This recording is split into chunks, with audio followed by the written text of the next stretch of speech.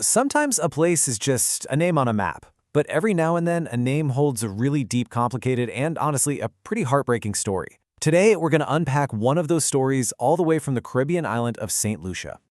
So what's really in a name? We're going to look at this one community, a place that used to be called Shantytown, but is now known as Bruceville.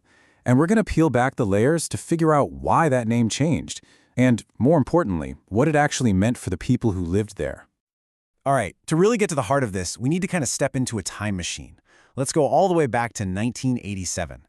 A journalist named Rick Wayne visits this community in St. Lucia, and back then, nobody called it Bruceville. It was known by a much more descriptive name, Shantytown. So, what exactly is a shantytown? Well, the United Nations has an official definition.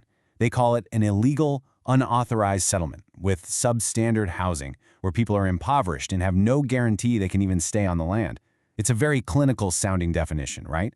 But it's the backdrop for a story that is anything but. And this is where the reality of it just hits you. Picture this. On one side of the road, you have Club Med, an all-inclusive luxury resort, tourists, sunshine, the whole deal. And then, just a few yards away, there's a garbage dump. And in that dump, little kids are digging through the trash, looking for scraps of food. The contrast is just, wow. It's impossible to ignore. The journalist who first reported on this, Rick Wayne, he painted this absolutely devastating picture. Let me just read you his words directly because they're so powerful. He wrote, "I noticed 3 little girls furiously foraging inside the bin, none more than 5 years old, all nude, seemingly oblivious of the beast-sized flies that swarmed around them." I mean, this goes beyond poverty. It's a level of desperation that's hard to even wrap your head around. 11. What do you think this number means? Well, that's how many people were living in one single, tiny, rickety shack that a woman had built with her own 2 hands. And get this, among those 11 people was her granddaughter, who was only 16 years old, and that granddaughter's brand new baby. And this wasn't just a snapshot of a bad day. This was life. There was no real sanitation to speak of. The community toilet, it was a muddy, slimy pool where pigs were also digging around for food in the muck. And overcrowding, like we saw with that family of 11, that wasn't the exception. That was the rule. Now, you'd think that seeing all this, everyone would agree it was a total crisis, right? Well, what's so wild about this story is how completely different the perspectives were. Let's take a look at what the local officials were saying and then compare it to what was actually happening on the ground. The disconnect here is just staggering. When the journalists talked to a local politician and a town councilman, the things they said were incredibly harsh. Things like they behave like animals or they love living like rats. That was the official story. But the reality for the people living there, it was a story of being completely trapped. No decent housing, no clean water, no jobs, and always living with the fear of being kicked off the only land they had. But then, in this moment of just shocking honesty, that very same town councilman basically admitted it. He told the reporter, "Much of what you've seen here are the consequences of government policies. That people feel abandoned, left behind, ignored." It was this rare confession that maybe, just maybe, the problem wasn't the people, but the system that had completely failed them. And that feeling of being abandoned, left behind, ignored, it has consequences.